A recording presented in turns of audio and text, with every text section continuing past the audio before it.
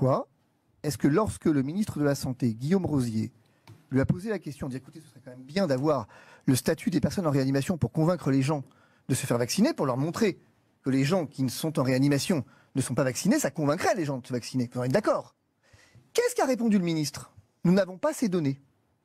Nous ne pouvons pas avoir ces données. Alors donc, votre ministre ment. Mais vous, effectivement, manifestement, votre ministre qui est médecin ne va pas sur le terrain et ne sait pas. Je termine sur un point. Vous me dites que 80% des patients sont... Attendez. C'est du discours. Attendez, laissez-moi. Non. Alors, la Martinique et la Guadeloupe. Alors. Ça, je m'attendais à la Martinique et la Guadeloupe, évidemment. Évidemment. Alors, allons-y. Aussi la Polynésie. Et la Polynésie, on a tout reconfiné. Hein. Dites-moi, si c'est particulièrement grave en Martinique, ce qui est effectivement le cas, la question que je me pose, c'est pourquoi pour revenir en France, on n'a pas besoin de test PCR de la Martinique ou de la Guadeloupe? C'est normal? Vous êtes en train de...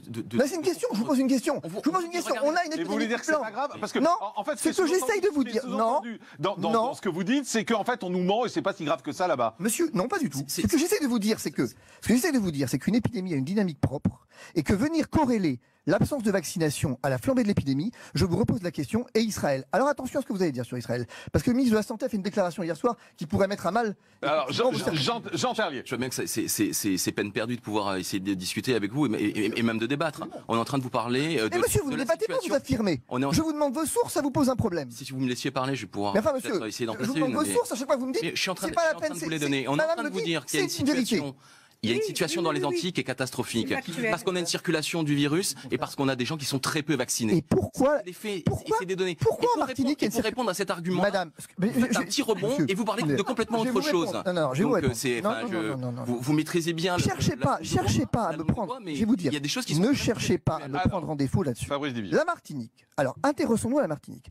Monsieur, à Pointe-à-Pitre, il y a combien de lits de réanimation au CHU de Pointe-à-Pitre? Combien? J'en sais rien, mais peu importe. Comment ça, vous savez pas? Vous venez me parler d'une épidémie qui flambe, et vous ne savez pas... Non, attendez, monsieur. Mais l'idée avec le virus, c'est pas que les gens aient en réanimation. Vous savez soigner les patients. Vous savez c'est quel grave qu'on a quand on sort de réanimation? L'idée, c'est pas d'amener les gens en réanimation. L'idée, c'est de les éviter. Et donc, en se faisant vacciner, vous imitez les formes graves. Et donc, vous évitez... Aujourd'hui, il y a une épidémie qui flambe. Enfin, c'est ça la vérité.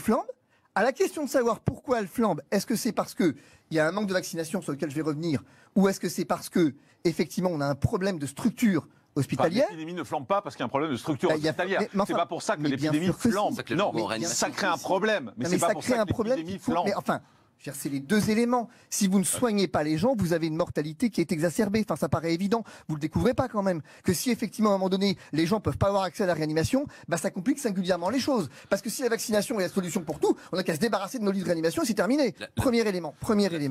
Deuxième élément, monsieur. Deuxième élément. La solution, c'est pas les lits de réanimation. C'est quand même gonflé de dire que dans une maladie, l'hôpital n'est pas la solution, merde. Mais non, c'est un vaccin. Si on peut éviter d'aller à l'hôpital, c'est pas l'hôpital la solution. La solution, c'est d'éviter que les gens aillent à l'hôpital. Et quand ils y sont, on fait quoi? Quand ils y sont, on les soigne. Mais actuellement. Mais vous mélangez deux choses. Non, Fabrice Division, vous mélangez deux choses. On dit l'épidémie flambe, vous dites c'est parce qu'il n'y a pas assez de lits d'hôpitaux. Ça n'a rien à voir. C'est pas pour ça que l'épidémie flambe. L'épidémie flambe parce que les gens attrapent le virus. Et pourquoi est-ce qu'effectivement les gens attrapent le virus? Commençons par ça.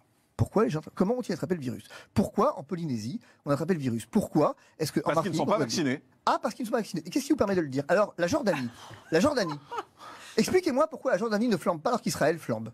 Pourquoi? Docteur Papon, qu'est-ce que vous répondez à tous ces arguments? Parce que j'en sais rien, moi je suis pas médecin, je me retourne vers le médecin. C'est une question. Pourquoi je me retourne vers le médecin. J'ai l'impression que Maître Divisio va nous expliquer que la Terre est plate. Non.